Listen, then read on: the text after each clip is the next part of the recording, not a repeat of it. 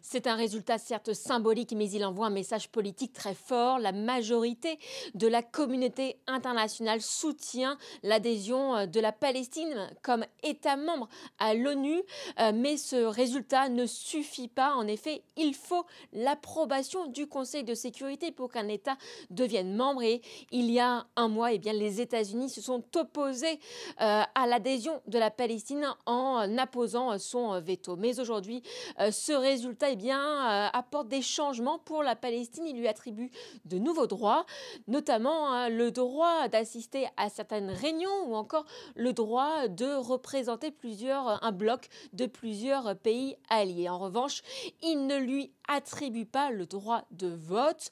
Pourtant, cela avait été prévu initialement dans le texte, mais sous pression de la Chine et de la Russie, cette mention a été retirée pour éviter de créer un précédent, notamment pour Taïwan et le Kosovo. Alors, après ce résultat, eh bien, des applaudissements ont éclaté dans la salle. L'ambassadeur palestinien s'est réjoui. Il annonce un jour historique. Quant à l'ambassadeur israélien, furieux avant ce vote, il avait déchiqueté une charte des Nations Unies à la tribune de l'Assemblée générale pour dénoncer son non-respect, une mise en scène et un résultat aujourd'hui qui isole encore plus Israël sur la scène internationale.